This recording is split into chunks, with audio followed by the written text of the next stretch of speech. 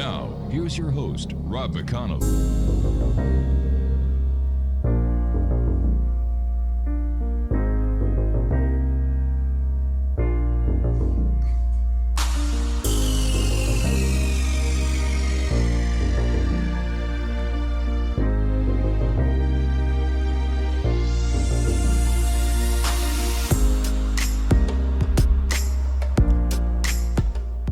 And welcome back. This is the X-Zone. I am Rob McConnell, and we're coming to you from our broadcast center and studios in Hamilton, Ontario, Canada. If you'd like to send me an email, xzone@xzoneradiotv.com, on all social media sites, X-Zone Radio TV. And to find out about the programming we have available for you on the X-Zone Broadcast Network 24/7, 365, visit www.xzbn.net. And for the programming we have on the X-Zone TV channel on Simul TV, visit www.simultv.com. Our guest this hour is a young lady that's going to be talking to us who is a trained psychic and a spiritual medium. Now, Nancy, how do you pronounce your family name? Nobody ever gets it right. So it's technically du Tertre, but nobody gets that. So it's going to end up being du Tertre, du Tertre, or I also answer to two turtles if all else fails. All right, so if I call you Nancy du Tertre, am I right? Yes, that's actually quite good. Well, that's not too bad for a French guy. Yes, excellent. So your name means Nancy of the Head? No, that would be de la tête. This is du Tertre, which means from the small hill. Oh, the small hill. All right, so tell us a little bit about yourself. Where should I start? Well, what small hill did you come from? I didn't, but my husband did. My husband is French.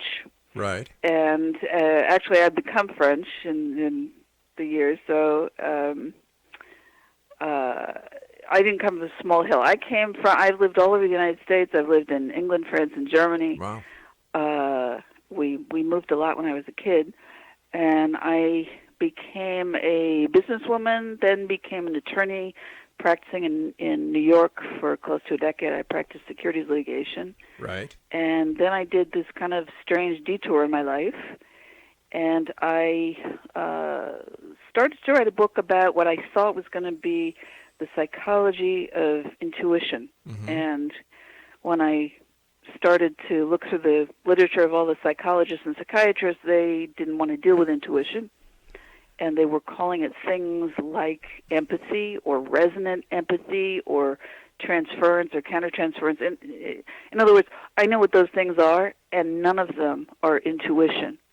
And so they didn't want to deal with intuition, so I studied a bunch of neuroscience. I thought maybe they would have the answers. They didn't want to deal with it. Wow. And then I sort of went and I tried to find anybody who knew something about it, and that's what led me to psychics, psychic detectives, mediums, medical intuitives, mm-hmm. Military programs, just all kinds of stuff. Artists, poker players, you name it. And I realized at a certain point that if I was going to write about this thing called intuition, that I had to understand it on a very basic experiential level. Mm-hmm. So I trained in it. I trained as a psychic detective for about 10 years, and that's what I do. I also trained in military-style remote viewing techniques, so I'm trained in several different types of remote viewing, and I've also developed my own type of remote viewing that I call TSP. Now, who did you study remote viewing with the military? I studied with Lynn Buchanan, and my mentor was Ingo Swann. Okay. Why did you decide to become a psychic?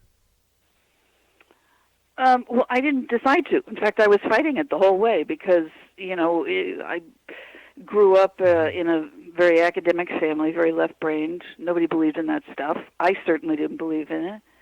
And so I didn't decide to be that way. I'm just a curious person. I like learning, about different people and different ways of thinking. So Sure. I realized at a certain point when I was sort of involved in these training things that I was pretty good at it. And people would tell me that, and I would laugh at them because I thought it was ridiculous. And at a certain point, I realized, well, it's time to either accept this. You know, I'd be silly not to accept it. I have enough proof already. And when you're an attorney, you kind of like proof. You like evidence. But how do you go from being an attorney to being a psychic and a remote viewer? Apparently, not too many people take that pathway. It takes. It's really hard to explain. When you have to change the way that you look at everything and the way that you process all types of thinking, it takes a lot of courage. And my biggest issue was always making a fool of myself, because I don't like that. And I particularly, you know, as somebody who, I'm very analytic. And so when you're analytic, you can always kind of reverse engineer your thinking. You can take it back, say, well, the reason why I got there is because of this, and it's all logical, it all makes sense, and you can prove it to other people. When you get into the psychic realm, you can't prove anything. There is no way to reverse engineer this, because there is no logic, because you're not dealing with a linear, sequential type of thinking. The only way that you can prove it is by feedback. So feedback, particularly in different types of remote viewing, becomes really important. And that's how you could sort of say to yourself, well, okay, I'm on the right track, I get it, and I'm not a complete fool. But it's hard. How would you describe psychic intuition? I describe, well, let me put it this way. I describe intuition on a kind of a sliding scale. Okay. Because I think a lot of times what people have done is they've separated out intuition that we all kind of know and we all get it from this crazy psychic stuff. And for me, from what I've learned, it's all on the same sliding scale, but you have different ratios of two different components, two different variables. Conscious to unconscious awareness of, let's say, the facts or the situation, and then rational to irrational thoughts. So if you start on the really conservative side, you have educated guesses, which we all get, and pretty much even, you know, scientists and business people, and they all understand that. Educated guesses, you're just missing maybe a link or two in your in being absolutely 100% certain about something. You get into the kind of the middle of this sliding scale of intuition, and you get into the realm of things that are like gut feelings and hunches. The emotions start to have a certain weight in your understanding about life. Right. And you're missing more data, and it's more unconscious. All right. And then finally you get out to the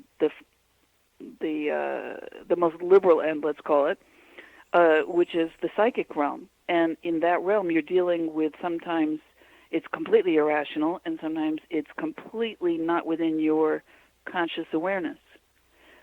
And that's tough. I mean, if you're a rational thinker, that is really hard to go there. So would it be fair to say you had to reinvent yourself? Totally. Absolutely. I've got about a minute and a half before I have to go to my first break. What was the biggest change in your life when you decided to, if you'll excuse the expression, come out of the closet with your with your desires to be part of the paranormal world and a psychic? What was the thing that changed the most? Yeah. I think I really started believing in myself. I think for as much as you can go around the world and think that you trust yourself, you don't trust yourself until you are completely flying blind. And what it enabled me to do was to become a better lawyer, a better human being. I'm better in psychology. I'm better in a whole lot of things because it put me on what I call this superhighway of information. Nancy, please stand by. You and I have to take our first break. Exo Nation, our guest this hour is Nancy de Tertre. And if you'd like to get more information about Sandy, visit her website, www.theskepticalpsychic.com. And Nancy and I will be back. Oh, there, I love that song. Thanks, Greg. Nancy and I will be back on the other side of this break as we continue here in the X Zone from our broadcast center and studio in Hamilton, Ontario, Canada. Don't forget, you can always get the current edition of the X Chronicles newspaper with our compliments that is read around the world at www.xchroniclesnewspaper.com. I'm Rob McConnell. Don't go away.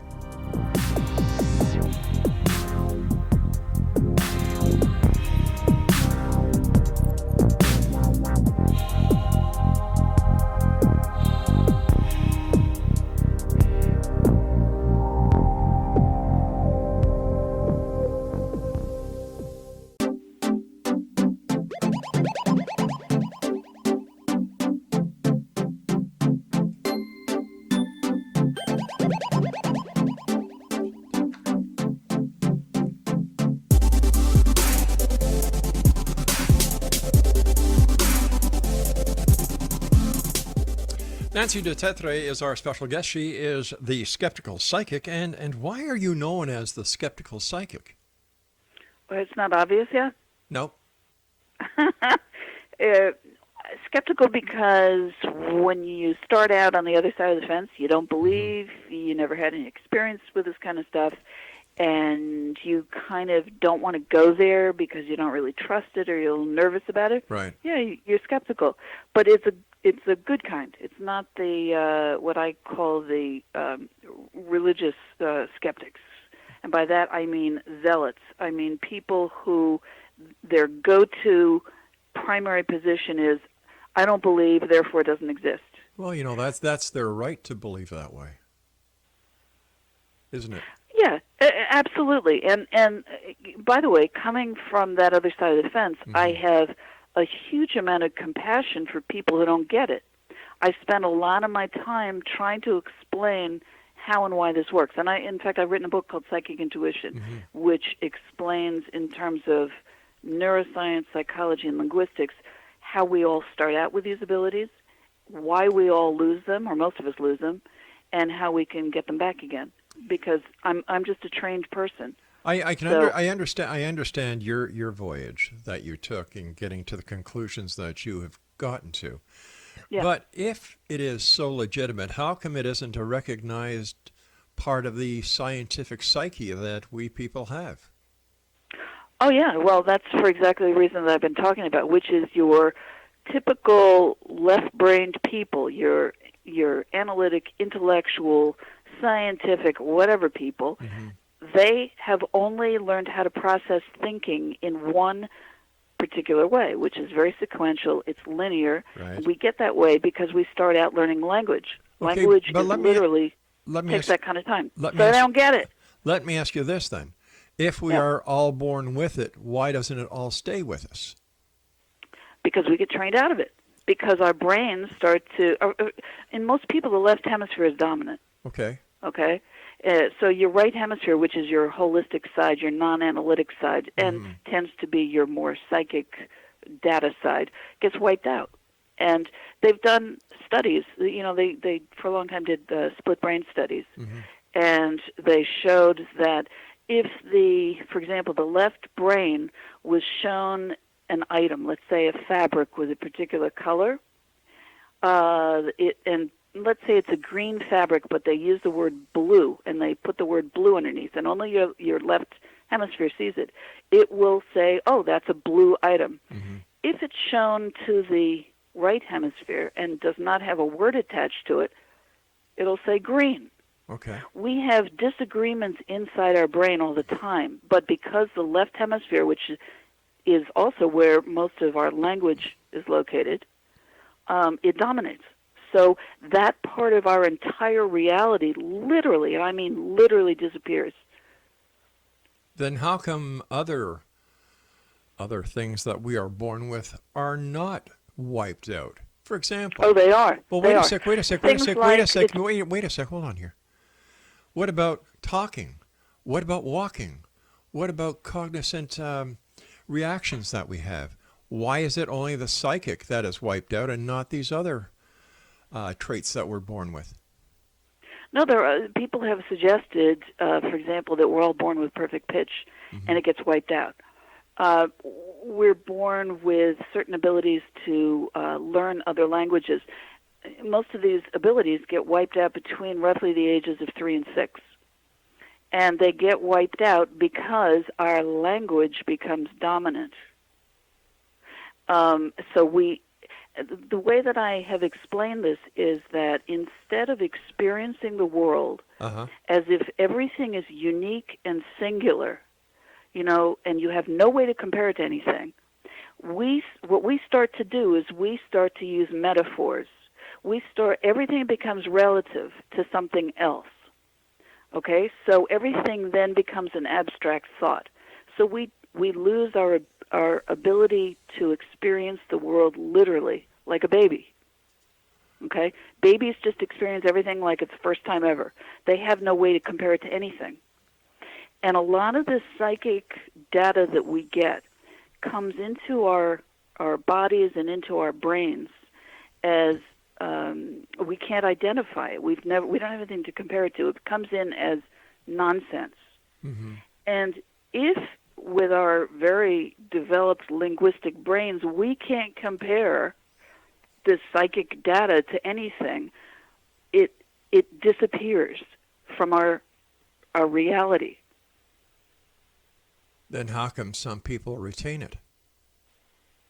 I think some people are encouraged to retain it, the way that their families bring them up, and they acknowledge certain things, and in other families they don't. Were you I think it has. Go ahead. Were you encouraged? Oh, absolutely not. No. I come from a very academic family. Oh, okay. My father was a scientist, internationally recognized scientist, and my mother comes from a very academic family. Okay. So no, this stuff didn't exist. Did you, looking back as a child, have any psychic experiences? I think I maybe had 2 that I can remember. One of them I recall, I think I must have been about 13 years old or so, and I was over at a friend's house, and we were talking about ghosts, how like young teenage kids talk about ghosts. Ooh, that's, so much fun. And we got called down for dinner. We go into their, my friend, her name was Beth. They were all eating dinner, watching TV. And I wasn't allowed to watch TV at that time in my life, and so I really didn't know what was on or didn't know what to expect. But there was this woman who comes out on the TV. She I don't know. I think she was holding a platter or something, and I knew immediately what she was about to say. And I said what she was about to say, and then she said it. And because even at that age, I was kind of, I was an analytical type of kid, so was it the lady? I'm a little confused here. Was it the lady on TV that you knew what was going to say, or the lady in the house? The lady on TV. How do you explain that? Well, that's what I was trying to figure out when I was 13. But as a psychic now. So I said to my friend, I said, "Oh, in my head," because I asked myself, how could you know something that you can't know? So in my head, I had heard her father's voice saying what this woman was going to say. And so I said to my little friend Beth, I said, "Well, did your father say that? Could I have, somehow?" And she said, "Well, actually, I think he was, but it was long before you came over to the house. He was talking about that particular show, and he had made some comment about whatever that, this woman on the TV was saying." It's a stupid and complex little story, and it didn't make any sense to me. All I remember is I was thinking, there's no way in my reality that would have allowed me to have that information. And that was so confusing to me. I stuffed it in the, does not compute box in my brain, and I left it there. Fascinating. Then I had a mediumship type experience. Which I couldn't explain either, Didn't know what to do with that. Stuffed it in the same little place in my brain and forgot about it. But other than that, no. I mean, I just wasn't one of those kids who grew up, seeing spirits and predicting and doing all that kind of stuff. But it's all trainable. And I know it's trainable. I understand that you have an interest in ufology and aliens. I do. That's also new. How did that come about? I didn't start out with that one either. How did that come about? How did that come about? Well, I would say that the really important, or the time when I finally said to myself, well, there's no getting around this one, was when I went to a local movie theater here in New Jersey. And I went with my daughter, who was, I don't know, she must have been about, 19 years old, I guess. And we saw the movie. It was Woody Allen's Midnight in Paris, which is all about going backwards in time, by the way. And we got out of the movie, and there was nobody in the movie theater. I've never seen that before. Nobody. Maybe one employee, but I'm not so sure about that. But there were no customers. We walked out into this parking lot, it's a big shopping mall. It's a big, flat, open area. And we're going to the car, and my daughter pointed up in the sky, and she said, "What's that?" And I look up, and about 500 to 1,000 feet up in the air, there's a mass of about 20 to 30 orange lights. And we all know, airplanes are using white, blue, or red. Nobody uses orange. So that was weird. So I thought, well, maybe somebody is like bouncing lights from somewhere on the ground, and they're bouncing off of clouds and reflecting. But there was no cloud cover, and there were no beams of light being bounced off of anything. And the closer we looked at this, the more you could make out it was a boomerang-shaped craft. It was the size of a football field, and it was sitting there doing nothing. All right, we're going to have a bit of a cliffhanger here. I have to take my news break at the bottom of the hour. Exo Nation, our guest this hour is Nancy de Tertre. I hope I'm saying that right. And Nancy and I will be back on the other side of this break as we continue here in the X Zone from our broadcast center and studios in Hamilton, Ontario, Canada. If you'd like to visit Nancy online, her website is theskepticalpsychic.com. I'm Rob McConnell. This is the X Zone. Don't go away.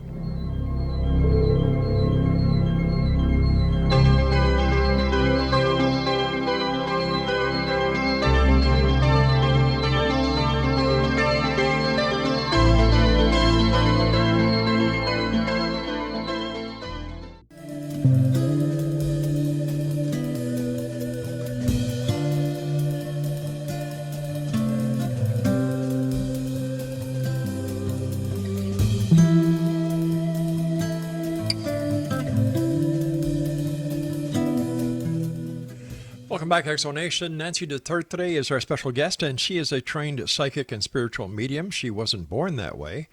And if she was, she doesn't remember it. She believes we all have the capability of tuning into the supernatural once we unlearn our logical processes and learn to trust the profoundly irrational processes of our mind. She loves evidence of the supernatural or paranormal, but doesn't get stuck on the concept. Learning how to trust the information that comes in a non-verbal, disorganized, fragmented fashion is not easy. You have to trust your insight. Otherwise, this kind of data is quickly dismissed by the brain. But you must then try to verify your information. Now, this means that you must exist in a very uncomfortable mental place of being both a believer and a skeptic at the same time. This process will lead you to the truth. Nancy spent a lifetime attempting to master this strange balancing act. Her website is theskepticalpsychic.com.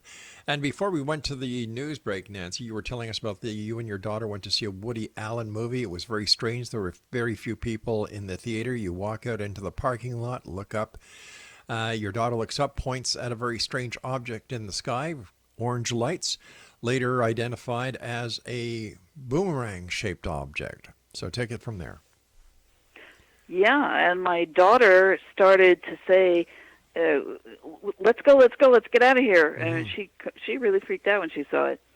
And I said, no, I have to figure out what this thing is. What does it do? What the heck is it?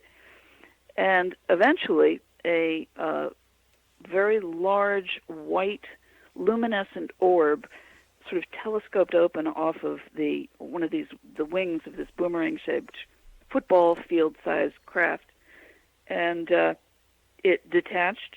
It started moving around in this sort of curlicue fashion, like it was looking for something. Mm-hmm. It went behind the craft, came back over the top, redocked, and then disappeared in sort of a blink. And at some point, the craft either cloaked or dematerialized in three phases, starting with the tips of the wings, or I guess you would call them the boomerang, and then the center, and the very center, and poof, it was gone. And then, so the important part is after that, we went back. We didn't discuss it. I said, how about, to my daughter, I said, how about we try and draw what we both saw before we tell each other? So we both, in color, drew what we saw. It was identical. And for the next year and a half, we began to receive extremely strange telephone call interruptions. And I believe they were aliens contacting us after that event. Why you? Oh, I have no idea, and frankly, I don't think it has too much to do with me at all. I think that some people, well, no, I'm going to clarify that.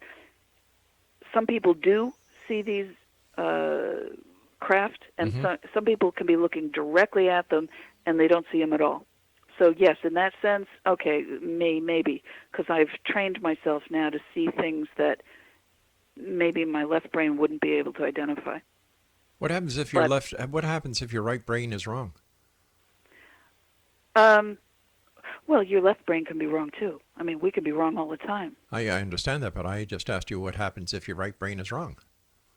Well, then what happens? I mean, all I know is that it was confirmed by my daughter. She was also a witness. Okay. We both drew the same thing, which would tend to confirm that we both saw the same thing and experienced it. And then we both got the same telephone interruptions. Didn't matter whether, what combination of landlines or cell phones or whatever we were using. And eventually, some of her friends heard it, and some of my friends and clients heard it. What kind of interceptions were they? What would happen is we'd be having a normal conversation. All of a sudden, there would be a very weird, deep, electronic, male-sounding voice that would start talking. And as soon as it started talking, we couldn't hear each other, but we could both hear it. And I don't know what language it was speaking. It sounded like it was coming through huge amounts of wave distortion. It would speak, and when it was done speaking, one time it did say my daughter's name, by the way. Wow. That was the only recognizable thing. It would stop, and then it would disconnect both of us simultaneously, and then neither one of us would be able to call back the other for usually 5 or 10 minutes. And as I said, that went on for a year and a half. Now, where was it you saw this UFO? In the Well, parking lot? the craziest thing. I mean, the New Jersey, United States. Okay. 5 minutes from my house. All right. Is it a major city? At what time was it? No, not at all. I mean, this is roughly, say, a half-hour drive outside of New York City. Okay. And what time of night was it? It was 11:45 p.m. Were there any other reports of UFOs made to the authorities or to the media that night? Well, my daughter, when we got back, she said, "Well, we have to call the police and report this." So she picked up the phone, and I said, "Celine, maybe put the phone down for a sec. Let's consider this one carefully." I said, "What exactly are you going to tell them?" And she thought about it. She didn't know what she was going to tell them. I said, "Well, how about this? How about you ask them, if you're insisting on calling them, ask them if anybody's reported seeing anything strange in the sky tonight," which she did, and of course nobody had, even though it's right on it's on a highway. So you would think somebody would have seen something. I then, for the first time in my life, started going through. I realized that there are reporting sites and organizations for UFOs, which I had no clue because I wasn't into this. And I did see that there had been some reports in a neighboring town that night, at roughly that period of time, where they had seen some kind of a craft, nothing like what we saw, though, coming in our direction. The area where the sighting was made by you and your daughter, was it in a high air traffic control area, a controlled area? No, not really. No. No. There you have Newark Airport. Newark Airport is roughly, I don't know, a half hour away. Right, that's quite a but distance. But their planes don't generally fly over our area. There's a couple of small airports, but nothing significant. How did that sighting change your life? Oh, well, if all of a sudden you realize there's a possibility of non-human intelligent species and that they're interacting with us, and they're interacting intelligently and have the capability to cut into phone conversations, potentially read your mind, get into your dreams, transact, with you. They can change your reality. So overnight, virtually, I mean, everything changes. It expands your entire concept of what is. I understand you've written a book, How to Talk to an Alien. Yeah. Tell me about that. Yeah, book. and well, that sort of that grew out of my interest in being contacted that way. So I got interested in trying to figure out, who is trying to communicate with us, and what are the various types of ways in which non-humans, intelligences, can communicate. And so I researched it a lot, and I kind of discovered that there are probably many different species. They are communicating not only in human languages, but in alien languages, and not just in the sort of sequential language that we all deal in, but they also communicate in very nonverbal, sometimes telepathic ways. So it's a huge area, and I was shocked because hardly anybody had ever talked about this before. I only found one serious researcher in the field. And who is that? His name was, he was a psychiatrist from the state of Delaware. His name was Dr. Mario Pazzaglini. And he had basically gathered, I don't know, maybe 100 or so different writing samples from contactees. And he had broken down the different types of writing samples into 3 different categories, what he called dot and line, cursive or script style, and geometric style for the different types of writing or alphabets that they have. And I found that to be a really useful kind of a guideline, a good starting point, although I think that there are more types than that. So what message do you think the aliens are trying to give you? Depends who you talk to. I'm asking you. You've got, I think, some that are trying to, well, the most obvious is save the environment, or save the world from destruction of humans by humans.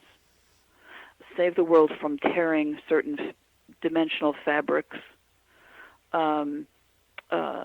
Humans need to start understanding, their own violent tendencies. I understand these are wonderful messages, but why don't the aliens give these messages to the people who can actually make these changes happen? The people in power, the people in government, the leaders of churches. I think, that was probably attempted. They say that was attempted, certainly in the U.S. with Eisenhower, who may have cut some deals with... Oh, you're talking about the MJ-12 papers here. Well... Okay, listen, we've got to take a break. We'll be right back. Sure. This is the X-Zone. I am Rob McConnell. Our guest this hour is Nancy de Tertre, and her website, theskepticalpsychic.com. We'll be back on the other side of this break as we wrap up this hour here in the X-Zone. Don't go away.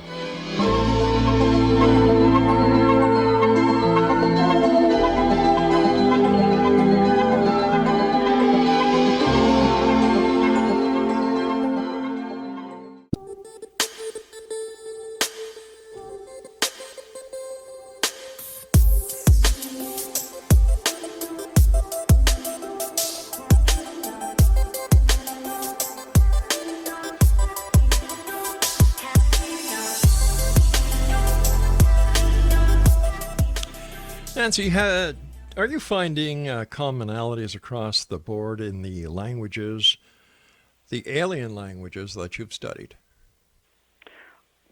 Yes, there are some, but I have to tell you, I am extremely frustrated not to find more, and because that sort of bothers my whole sense of, well, how many groups are out there that are communicating in the same language versus does this stem from the imagination of the human? Mm-hmm. And so it bugs me when I can't find more commonalities in the language.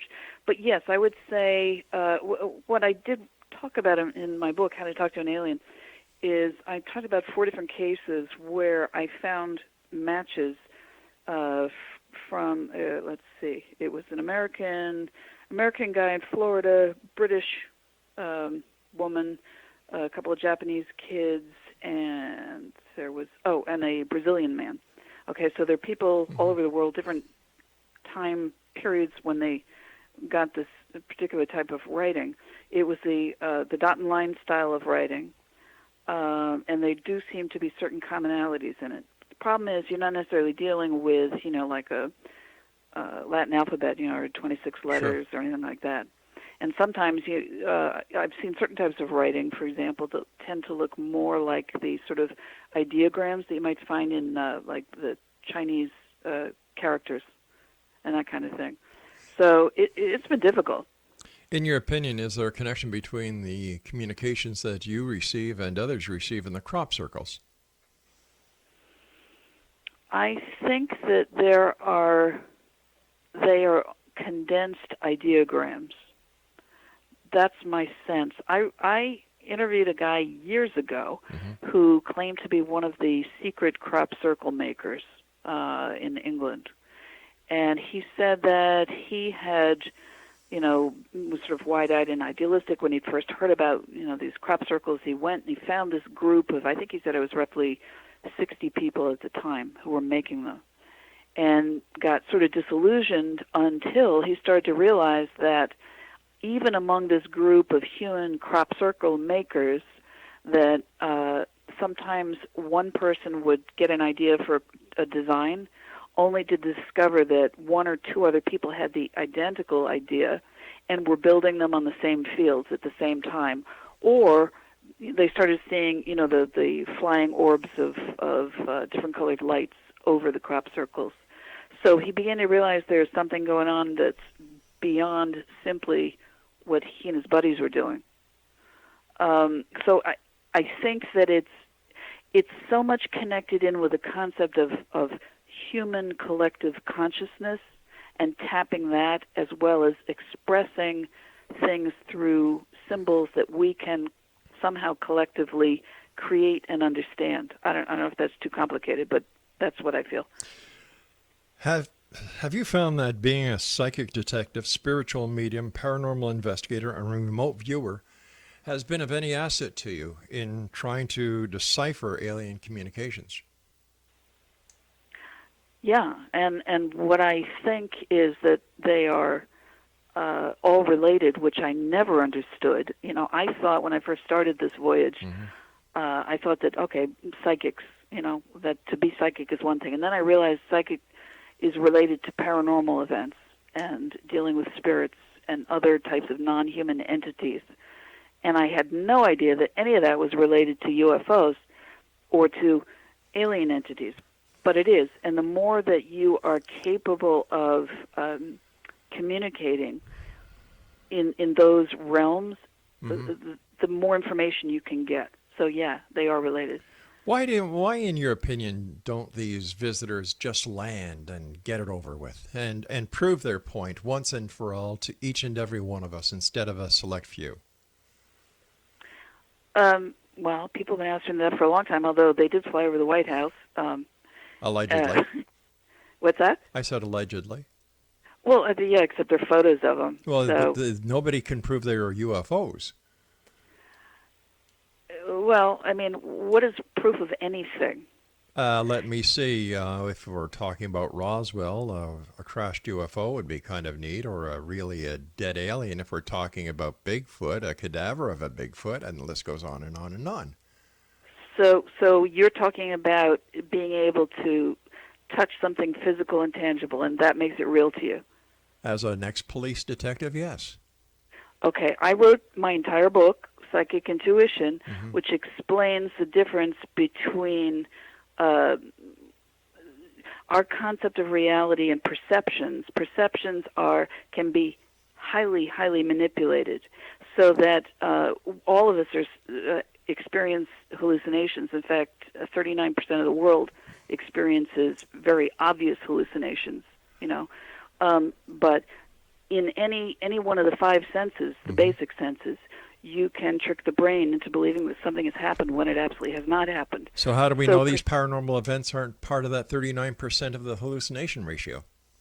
Well, I think what you try and do is you try to get cross-collaboration, either with somebody else or with two or more of your senses. I think that's the best way to do it. Once again, I have a hard time understanding the logic behind a lot of these sightings and a lot of these experiencers when there is, millions of people, billions of people on this planet who have not seen or experienced anything that is classified within the paranormal or in the genre of ufology, and yet there are millions who have. Right. What part does the media play in the desire for people to see UFOs or to experience a paranormal experience? Is there something in our social structuring right now that people want excitement and they're looking outside of the realm of reality for this excitement? People are always going to look outside the realm of reality for excitement. There's no doubt about that. The problem is that if you're suggesting that people are only saying they're seeing these things because of what they're watching on TV, there have been sightings going back through the millennia. I mean, I talk about a case that I think was in 15th century China of a guy getting abducted, being on the medical exam table. Basically, they fiddled around with his heart, put his heart back in, and suddenly he finds himself back on Earth. So. You don't need a TV in order to be influenced to have these thoughts. No, but as a lawyer, weren't you trained to deal in the facts?